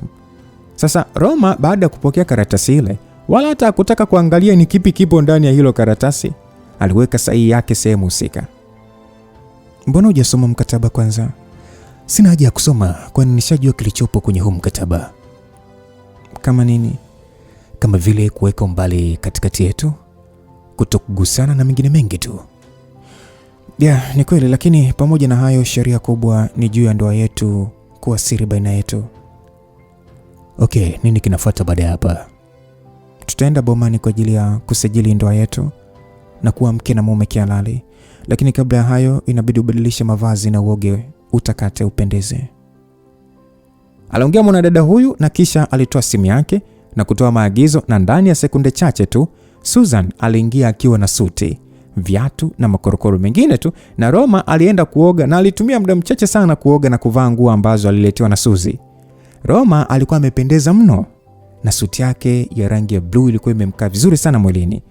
Suti ya bei ghali ambayo ilimbadilisha kwa asilimia kubwa muonekano wake na kuwa na muonekano wa kipendeshe sana. So baada ya kutoka kwenye chumba hiki cha kubadilishia nguo, waliokuwa ndani ya chumba hiko ni kama wamemsahau kama fukara hivi. Licha ya Roma kuwa na sura ya kawaida sana ambayo haikuwa kama ya handsome boy wa mjini, lakini suti alikuwa amevaa ilimpendezesha na kumbadilisha. Baada ya masaa kadhaa, Roma akiwa sasa ameongozana na mrembo Edina, walitoka kwenye gari ya gharama sana aina ya Mercedes Benz toleo jipya na kuingia ndani ya jengo la bomani. Na haikuchukua muda mrefu, kila mmoja alisaini cheti cha ndoa na kisha walipiga picha ya uthibitisho na kuwa mke na mume halali. Hey, my wife mrembo. Mungu kweli ananipenda. Siamini kama nimepata mke mrembo kama wewe. Roma alianza utani wake pasipo kumzingatia mrembo Edina, huku akijifanya kumsogelea kwa ajili ya kumkumbatia, lakini aliishia kukatwa jicho tu na kupigwa kikumbo na mwanadada huyo. Basi waliingia kwenye gari huku dereva akiwa ni mrembo Edina, na ndani ya madakika kadhaa tu gari ilikuja kusimama kwenye geti lenye ukuta mkubwa wa maeneo ya Ushuani Oysterbay. Na baada ya dakika chache geti lile bwana lilifunguliwa na mlinzi, na kisha Edina aliingiza gari na kwenda kulipaki katika eneo husika, na kisha alishuka kwenye gari. Lilikuwa ni jumba la kifahari mno ambalo lilikuwa mbele yao. Roma alishangazwa na mandhari mazuri ya jumba hili, na kwa haraka aliona mtu anayeishi kwenye hii nyumba alikuwa ni mtu mwenye ukwasi mkubwa wa pesa. Hapa ni nyumbani kwa babangu na tumekuja hapa kujitambulisha kwake. Hivyo tujitahidi kuonekana kama wanandoa kweli. Yeye anaongea kama vile sisi si wanandoa. Tuna historia ndefu kabla hatujafanya maamuzi ya kufunga ndoa, mke wangu. Au ushasahau kuwa mimi ndio nilio kuingiza kwenye ulimwengu wa mapenzi? Bibi Edina, hebu acha zako bwana. Roma alisema hivyo huku sasa akimshika mkono na kumvuta kifuani. Swala ambalo juu kabisa ya ghorofa ya nyumba hii alionekana mzee akishuhudia kitendo kinachofanyika. Edina alitaka kujinasua kwenye mikono ya Roma, lakini Roma alimpa ishara kwamba baba yake yupo juu ya ghorofa anawaangalia. Na yeye aliangaza macho yake juu na kuona kivuli cha mtu kikitokomea kwenye balkoni. Yaani kwenye wanaume wote ambao nishawahi kukutana nao, sijawahi kuwaza kama nitakutana mwanaume ambaye huna aibu kama wewe. Aliongea Edina kwa hasira, huku akitangulia kwenda mbele na kumfanya Roma atoe tabasamu la kifedhuli na kumfuata. Baba, nimekuja kumtambulisha mume wangu. Sitaki tena kusikia juu ya kuolewa na mwanamume mwingine. Nampenda Roma na nitaishi naye mpaka kifo kitakapotutenganisha, maana tunapendana. Edina aliongea hivyo huku sasa akiwa amemwegamia Roma ambaye alikuwa ni mwenye tabasamu zito, huku akimwangalia mwanaume aliyekuwa mbele yake kwenye sebule hii kubwa iliyojaa thamani za bei ghali. Mzee, kama alivyosema hapa bibi wangu, mke wangu kipenzi, nyongo mkaliaini. Nimekuja kujitambulisha na naomba unisamehe kwa kuja tukiwa mke na mume. Kwa majina naitwa Roma Ramon. Ni mwenyeji wa hili jiji. Kazi yangu ni kubeba mizigo soko la Mbagala rangi 3. Aliongea Roma na kumfanya mzee huyu aanze kuhema kwa tabu, huku Edina akiwa ni mwenye kushangaa namna ambavyo Roma alikuwa akijia, yani ni mwamba ambaye ni mtu fulani ambaye alikuwa akijiamini sana na hata hana aibu. Mzee kwa hasira akasema, wewe unasemaje wewe karagosi? Edina, ni laana gani hii unaletea ndani ya familia yangu? Aliongea mzee huku sasa akikaa na kuanza kuhema kwa tabu, lakini wawili hawa hawakuwa ni wenye kujali. Licha mzee huyu kwa Roma kujitambulisha kama mbeba mizigo hakutaka kuamini kirahisi hivyo. Alipiga simu mahali na kuomba taarifa ya Roma, na ndani ya dakika chache alitumiwa na kuianza kuisoma, huku akionekana ni mwenye kushangazwa na taarifa hiyo. Mzee alisema kwamba haiwezekani bwana. Kama hii ni kweli, kwa nini afanye kazi inayomshusha hadhi yake? Hata kama hii ripoti ni sahihi, mimi siwezi kukubali Dina aolewe na mwanaume kama huyu. Dina ni mtu mkubwa na endani na huyu mpuzi. Isitoshe mimi nikiruhusu ndoa hii, nitakuwa kwenye wakati mbaya sana na City Master. Aliongea mzee huku sasa akikaa chini kwenye sofa, huku sasa akiendelea kufikiria. Abu alishindwa vipi kumdhibiti Dina? Nilimpa kazi ya kuhakikisha anamweka kwenye himaya yake na kumwoa ili mipango yetu iende sawa. Lakini kakwama huenda nilikosea kumchagua kama mwanaume wa kuwa na mwanangu. Hebu ngoja nipigie simu hapo, huenda hata ili swala alifahamu. Aliongea babake Dina, afahamikae kwa jina maarufu kama Mzee Adebayo. Yaani wengi walikuwa wanamfahamu kwa kifupi cha jina la Mzee Adebe. Kifupi cha jina la Adebayo. Abu, I say, hivi umeshindwaje kumdhibiti Dina? Amekuja leo kumtambulisha mume wake. Huo mpango uliokuwa unajigamba nao ulishia wapi? Na vipi swala la City Master tunalikamilishaje sasa? Mzee, hebu naomba tulie basi, uniambie vizuri nini kimetokea. Muda mchache Dina alikuja nyumbani kwangu na mwanaume aliyejitambulisha kwa jina la Roma, anayefanya kazi kama mbeba mizigo kutoka Rangi Tatu. Na Dina amesema ni mume wake kihalali na hataki kusikia ndoa tena na wewe. Hivi unaniambia kwamba umezidiwa kete na mtu kama Roma wewe? Aliongea mzee huyu kwa hasira, na upande wa pili wala haukutoa jibu zaidi ya simu kukatwa. My wife.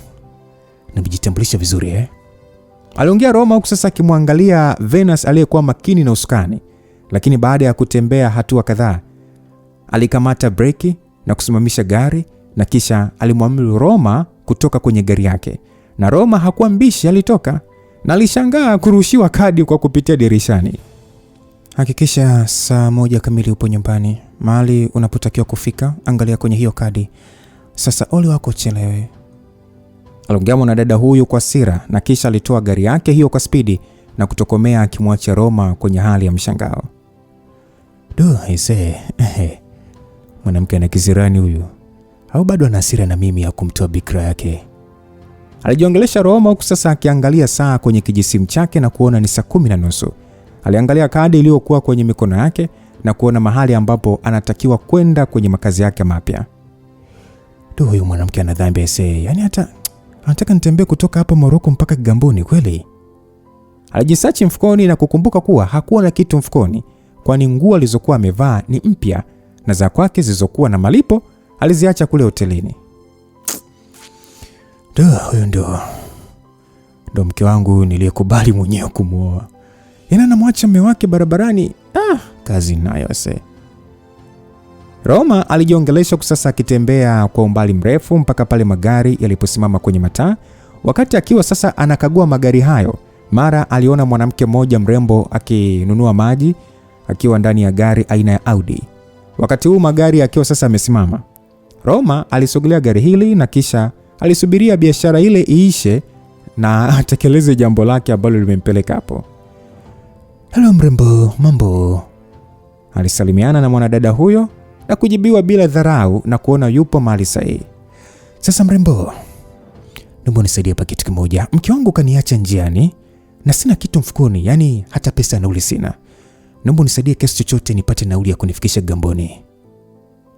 Aliongea Roma bila aibu, na mwanadada huyo alimwangalia Roma kwa mavazi yake na kuona huenda kuna ukweli ndani yake, kwani suti na kiatu alichovaa kilionekana cha bei ya juu na ni watu wachache sana wana uwezo wa kumudu aina hiyo ya mavazi. Basi huyo mwanamke akasema kwamba pole sana kaka, pesa hii hapa nadhani inatosha. Alimpatia noti 5,000 Roma, na hapo gari zilianza kuondoka, na hata Roma alishindwa kutoa shukrani yake, ila alifurahi alikuwa amepata hela nauli. So muda wa saa 12:30 Roma alikuwa mbele ya geti kubwa ambalo kwa ndani ya fensi hii lilionekana jumba kubwa la kifahari ndani ya mtaa huu uliokuwa ukifahamika kwa jina la Sunlight Villa Hub. Ni mtaa ambao yani hakukuwa na nyumba ya kizembe. Majumba yote yaliyokuwa yanapatikana ndani ya eneo hili yalionekana kuwa ni ya kifahari sana, na hili sasa lilifanya eneo hili kuwa maarufu kama eneo la matajiri ndani ya mji huu wa Kigamboni. Roma aliminya kengere baada ya kuona yupo mahali sahihi, na ndani ya dakika alifungua bwana mmoja hivi mweusi tu aliyevalia suti, huku sikioni akiwa na visikilizishi. Basi yule jamaa akamuuliza kwamba wewe ni nani? Mimi ni Roma na ni baba mwenye nyumba kuanzia hivi sasa, aka bosi wako mpya. Aliongea Roma sasa akiwa ameweka tabasamu na kumfanya mlinzi huyo ashangae na kuona chizi wa leo alikuwa ni wa aina yake. Sasa huyo jamaa akasema kwamba sasa bosi wangu mpya, kutokana na kwamba ni wewe ni chizi msafi, hebu leo naomba basi uondoke kimya kimya. Umesikia? Naomba uondoke kimya kimya kabla sijachukua maamuzi makubwa. Aliongea bwana huyu sasa akimwangalia Roma kwa kumtathmini. Lakini wakati akiendelea kumwangalia Roma, mara alisikia uwepo wa mtu nyuma yake na aligeuka. "Oh, Madam Boss." Aliongea kwa hali ya mshangao baada ya kumuona Edina aliyevalia gauni lilompendeza ambalo lilikuwa limefikia magotini na kumfanya aonekane kama malaika, kiasi cha mwanaume huyu sasa mlinzi kumeza mate ya kimatamanio. "Nani yupo mlangoni, Derek?" aliuliza Edina, na kabla Derek hajajibu, alijishangaa akivutwa nje kwa spidi ambayo hakuitarajia, na Roma aliingia ndani. "Hey baby wife, ni mimi mume wako, nimefika ndani ya muda." "Hey baby, usiniambie kwamba ulikuwa ukinisubiria." aliongea Roma huku akiwa ni mwenye kuweka tabasamu usoni, akinyoosha mikono kuashiria anataka kumkumbatia, ila Edina hakumjali zaidi ya kumkwepa. "Derek, huyu ni mume wangu, anaitwa Roma. Kwanza leo ataishi hapa na mpatie heshima yake kama mume wangu." aliongea Edina kwa lugha ya kiupole tu, ila iliyojaa serious kuonyesha kile anachokisema. "Basi sawa Madam Boss, nimekuelewa." alitikia Derek kwa kubabaika tu, kwani sekunde kadhaa alimdhania mwanaume aliyekuwa mbele yake ni kama tu kichaa msafi hivi. Na Edina kwa sauti yake nzuri akasema kwamba utawajulisha na wenzako. Basi Roma alitabasamu tu kwa utambulisho huo na akajiona angalau licha ya mwanamke huyu alikuwa kimdharau, lakini afadhali alikuwa akimpa heshima yake kama mume. Derek aliyekuwa amesimama alishangazwa sana na utambulisho huo. Kilichomfanya bwana huyu kushangaa ni ile hali ya kutokuamini kwamba mtu kama Roma anaweza kuwa mume wa bosi wake. Kwake Edina alikuwa ni mzuri na mrembo sana. Yaani ni mrembo mno kumilikiwa na Roma, hivyo matarajio yake ni kuona mtu mwenye hadhi ya juu zaidi kuwa ndio mwanaume wa bosi wake. Lakini leo jambo hili lilimshangaza, lakini hakutaka kujiuliza maswali mengi zaidi ya kutii, na alipanga kumwomba msamaha Roma pale atakapopata nafasi ya kufanya hivyo kwa kitendo cha kumuita kichaa. Derek akajiongelesha akasema kwamba kuna wanaume wamezaliwa na bahati ya yaani jamaa kama yule ndio anamsugua bosi. Kweli wanawake si wa kuelewa kabisa yani. Derek alijisemea hivyo. Sasa Roma alikubali uzuri wa nyumba aliyokuwa akiishi Edina. Ilikuwa ni bonge moja ya nyumba, kiasi kwamba ilimfikirisha kwa wakati mmoja kwa kazi ambayo Edina alikuwa akifanya hapa mjini. Jumba hili lilikuwa ni la ghorofa 3 kwenda juu, ambalo lilikuwa na mandhari ya kuvutia sana. So baada ya Roma kukaribishwa ndani na Edina, alipokelewa na mama moja hivi mtu mzima. Yule mama akasema kwamba karibu sana Mr. Roma. Roma aliitikia kwa heshima huku sasa akisubiri utambulisho kutoka kwa mke wake. Roma, huyu anaitwa Biwema. Ni kama mama kwangu. Ndio alinilea tokea nikiwa mtoto baada ya mama kufariki. Biwema, huyu ni Roma nilikwambia. Ndiye mume wangu. Karibu sana Roma kwenye familia. Karibu sana, jisikie huru na ujisikie hapa ni kwako baba. Aliongea bibi huyu, na Roma alitabasamu na kukubali utambulisho huo, na Edina hakuwa na maongezi mengi. Karibu sana Roma, karibu mno, na unaonekana ni kijana wa pekee sana mpaka Miss Edina akakuchagua kwa mume wake. Niseme tu mimi nimemwona Edina tokea akiwa mtoto na hajawahi kutambulisha mwanaume yote kwangu kuwa naye kimahusiano. Edina amekuwa ni mtoto mpweke sana ambaye amekuwa peke yake mpaka pale aliporithishwa kampuni na marehemu mama yake. Hivyo na kuomba usije kumuumiza. Roma alipewa na saa hizo na bibi huyu, na baada ya hapo alionyeshwa chumba chake ambacho atakuwa analala. Chumba chake kilikuwa kwenye floor ya pili. Kilikuwa ni chumba kikubwa tu cha kifahari kilichokuwa na kila kitu, kuanzia TV kubwa ya inchi 64. Pembeni kulikuwa kuna meza iliyokuwa na kompyuta kubwa tu. Kulikuwa kuna masofa na makorokoro mengine mengi tu ya gharama. Roma aliridhika na chumba hiki na kumshukuru Biwema kwa maandalizi ya chumba chake. Roma aliingia bafuni na kuoga, na kisha alifungua kabati la nguo na kukuta nguo nyingi tu ambazo zinamtosha zikiwa zimepangiliwa kwenye kabati. Alijiuliza maswali, ni muda gani nguo hizo ziliwekwa humo? Ila majibu yake aliyapata, kwani nguo zote zilionekana kuwa mpya. Baada ya kupigilia t-shirt iliyomkaa vyema na kipensi chake, alijilaza kitandani mpaka pale alipopitiwa na usingizi. Alikuja kushtuka usiku wa saa 2 na ilikuwa ni muda wa chakula cha usiku. Alishuka mpaka chini sehemu ya chakula na kuungana na Bi Wema na mke wake na kisha kukaa. Sasa jumba hilo lote lilikuwa likiishi wanafamilia wawili tu, jambo ambalo lilimshangaza sana Roma. Hey, Bibi Edina, usiniambie kwamba jumba lote hili mnaishi wawili tu. Ndio Mr. Roma, tupo sisi tu na Miss Edina hapa. Na yeye hana ndugu wengi zaidi ya baba yake tu. Kwa hiyo na baba yake kule anaishi peke yake? Miss na mimi tulikuwa tukiishi naye wote, ila baada ya wao kugombana mara kwa mara ndio tukahamia hapa. Roma aliitikia huku sasa akiendelea kula bila wasiwasi, kama vile ni wa siku nyingi ndani ya nyumba hiyo. Kwani wakati wenzake walipokuwa sahani ya kwanza, yeye alikuwa ameongeza zaidi ya mara 3 na kumfanya Bi Wema kutabasamu. Lakini upande wa Edina alimwangalia tu kwa kumshangaa, huku akijisemea ndani kwa ndani kuwa Roma ni mwanaume ambaye hakuwa na aibu hata kidogo. Bi Wema, unajua kupika isee.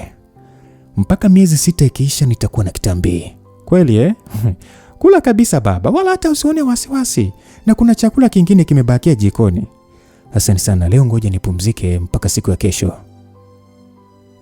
Aliongea Roma, na baada ya kula hakukuwa na story sana. Yaani hakukuwa na story na Edina, kwani bado alionekana kumchunia mno na kutaka story nyingi zaidi tu ya mwanadada huyo kupandisha juu kabisa kwenye chumba chake cha kujisomea. Basi siku iliyofuata ilikuwa ni mida ya asubuhi.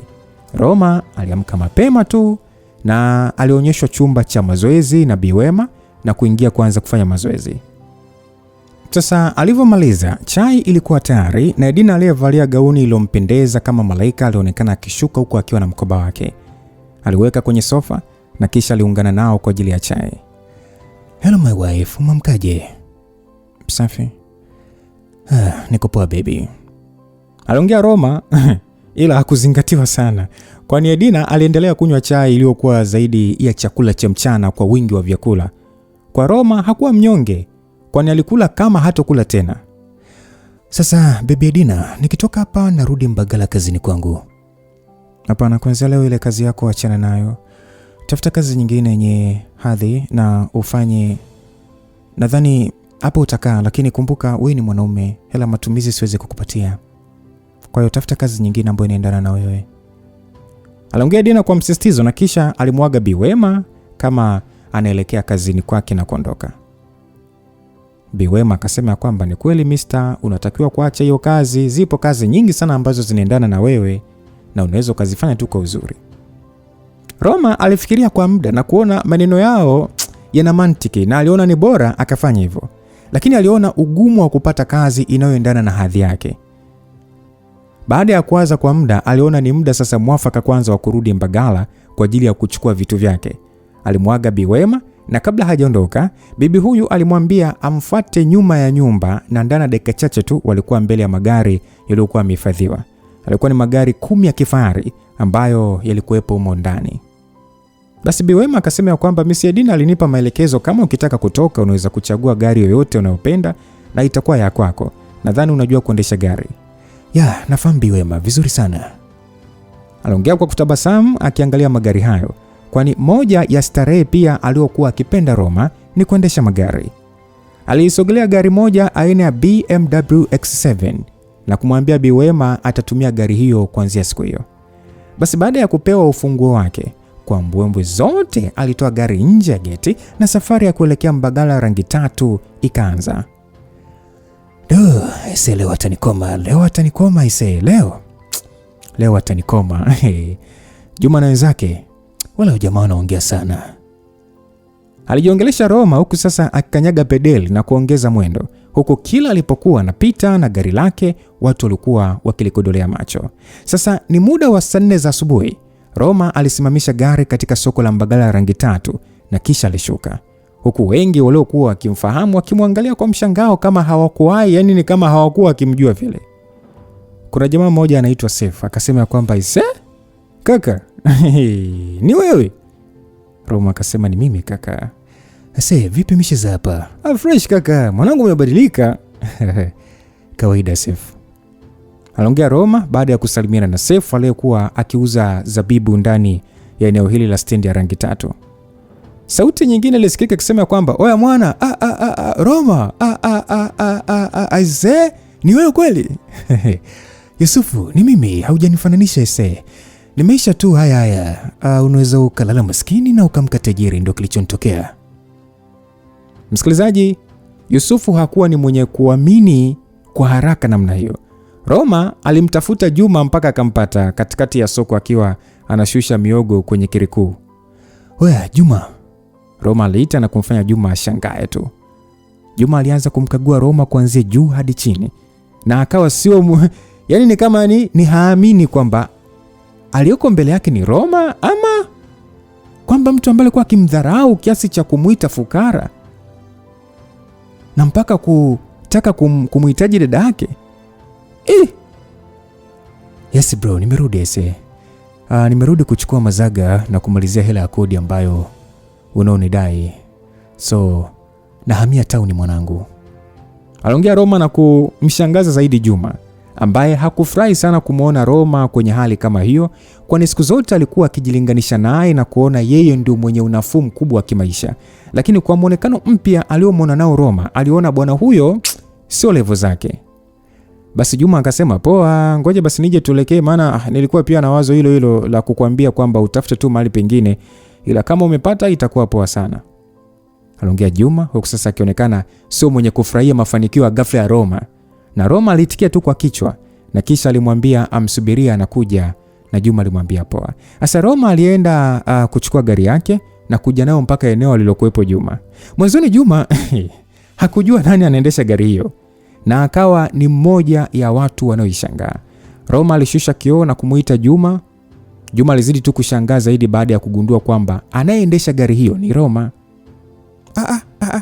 Roma, jamani mwanangu, ni wewe? Manasura, ni mimi. Na hiyo gari ni ya kwako? Ndio Manasura, hii nimepewa kama zawadi na mke wangu. Aliongea Roma na kuwafanya waliosikia neno mke washangae. Wakamuuliza Roma ya kwamba umeoa lini Roma? Mbona hatujui muda wote huo kama una mke?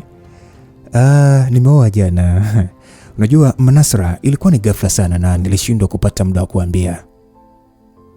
Basi aliongea Roma na watu walishangaa tu wakizidi kujawa na maswali. Ni mke gani amekubali kuolewa na mtu kama Roma asiyekuwa na mbele wala nyuma na mpaka kumzawadia gari? Sasa kuna mzee mmoja alisikika akisema ya kwamba ama kweli usimdharau mtu, maana nyota zetu hazifanani. Alisikika mzee mmoja aliyekuwa akimenya machungwa akiongea hivyo wakati sasa Roma akiwa anapitisha gari lake kwa mbwembwe kuelekea pande za Biasi. Ndani ya gari hakukuwa na stori nyingi kati ya Juma na Roma. Japo Juma muda wote macho hayakuwa akitulia. Kwenye maisha yake hakuwahi kuwaza kama atakuja kupata hata lifti kwenye gari kali kama hiyo. Basi Juma akasema, hongera sana kaka kwa kupata mke mwenye hela. Nadhani Najma atakusahau na kuendelea na maisha yake sasa. Juma aliongevu, lakini Roma hakujibu kitu zaidi tu kutabasamu na kutingisha kichwa. Iliwachukua dakika 5 kufika Biasi. Basi Roma baada ya kusimamisha gari huku sasa majirani wakiwa wanamshangaa, kwani ni siku ya jana tu habari zake za kutokurudi zilikuwa zimeshasambaa kuwa hakurudi jana yake baada ya kuja kuchukuliwa na mwanadada aliyevalia suti. Kuna waliohisi huenda alitekwa nyara na kuna wengine waliokuwa wakidhania huenda Roma alikuwa ni mtu mkubwa tu na alikuwa akijifanyisha kuwa ni mbeba mizigo. Kwani kitendo cha kufuatwa na mwanadada ambaye alikuwa mrembo kiliwashangaza wengi na hakikuwa cha kawaida na cha bahati mbaya. Kila mtu alilipa wazo lake sababu na kuwa na nguvu ndani ya kichwa chake. Mmoja wa watu waliokuwa katika hali ya wasiwasi ni mwanadada Najma bwana alikuwa ni mwenye mawazo kweli kweli kiasi kwamba hata kazini hakuweza kwenda kwa siku hiyo. Kwani ndani ya kichwa chake alikuwa akimwazia Roma tu. Alikuwa na taarifa zote zilizokuwa zikimhusu Roma jana yake kufuatwa na gari la kifahari aina V8, jambo ambalo alipojumlisha sasa na mawazo ya kimbea ya watu aliona kabisa huenda kuna ukweli wake. Roma hakuwa mwenzao kama walivyodhani, lakini licha ya hivyo bado aliamini kwamba Roma alikuwa akimpenda yeye na pia yeye alikuwa akimpenda. Na hivyo hakukuwa na kitu ambacho kinaweza kuwatenganisha. Hayo ndio mawazo aliyokuwa nayo Najma karibia asubuhi yote kaka yake alipoelekea kazini. So Najma alifikiria matendo ya kikarimu ambayo Roma alishawahi kuyafanya juu yake. Alikumbuka kipindi Roma alivyomsaidia kiasi kikubwa cha pesa zaidi ya 800,000 kwa ajili tu ya kwenda kulipia malipo ya nusu umiliki wa shule aliyokuwa akifundishia. Na hata Roma mwenyewe alimwambia kwamba relax, asiwaze sana kuhusiana na hiyo pesa. Achukulie tu aliyempatia hiyo pesa ni ndugu tu. So alifikiria pia siku ambayo aligharamikia matibabu yake kiasi cha shilingi 100,000 huku Roma akikataa malipo. Kwake aliona matendo yote hayo yalikuwa ni ya kimapenzi. Aliamini Roma alikuwa akimpenda yeye na kikwazo kikubwa ilikuwa ni kaka yake. Lakini licha ya yote, Najma aliamini kama siku zote ataendelea kumpenda Roma, basi siku moja kaka yake atakata tamaa na kuwaruhusu wawili hao wapendane. Najma aliendelea kukumbuka miezi 6 nyuma, siku ambayo Roma alifika ndani ya nyumba yao na kumkuta akifua nguo muda wa jioni na kumuelezea shida yake kwamba alikuwa akitokea mikoani na alikuja mahali hapo kwa ajili ya kutafuta uwezekano wa kupata chumba. Hiyo ndio siku ambayo Najma alijikuta akivutiwa mara moja na huyo mwanaume. Hakujua ni nguvu gani iliyokuwa ikimvuta kwa huyo mwanaume, lakini katika akili yake aliona kuwa mtu aliyekuwa mbele yake hakuja hapo kwao kwa bahati mbaya, na ni Mungu tu ndiye ambaye alimleta hapo kwake.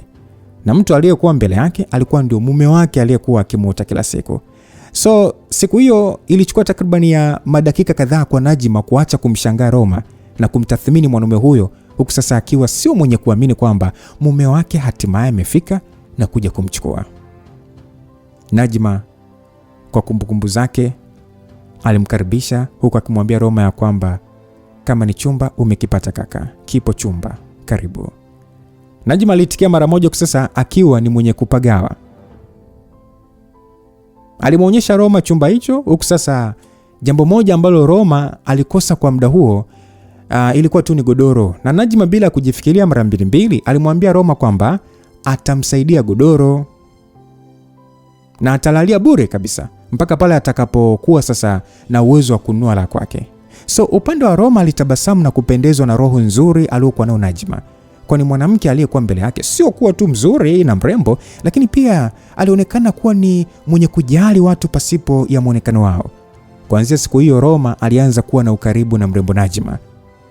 Na hata pale kaka yake aliporudi kutoka kazini na Najma kumpa habari ya ujio wa Roma, Juma yeye hakuwa na shida, kwani aliamini tu ujio wa Roma ni ongezeko la pesa katika ulipa kodi.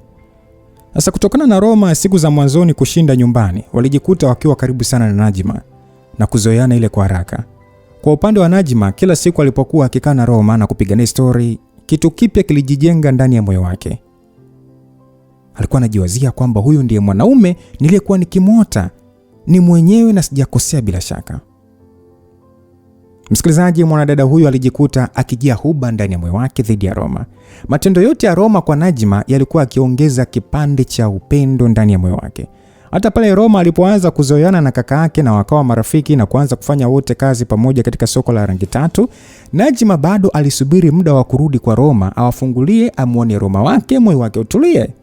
Roma naye kila alipokuwa sasa akirudi kwenye chumba chake, alikuta chakula kitamu kikiwa kinamsubiri. Alisha kutabasamu tu na kula chakula hiko na kisha kuacha kimemo cha asante kwa Najma. Na mrembo huyu kila siku alipokuja kuchukua vyombo na kukuta karatasi hicho cha asante na kusifiwa kama mpishi mzuri, kiliufanya moyo wake uzidi yani ni kukolea zaidi juu ya Roma. Kila kitu kwake Najma ilikuwa ni Roma. Akila chakula ilikuwa ni Roma, akioga ilikuwa ni Roma. Yaani ilikuwa ni Roma, Roma, Roma, Roma kila siku.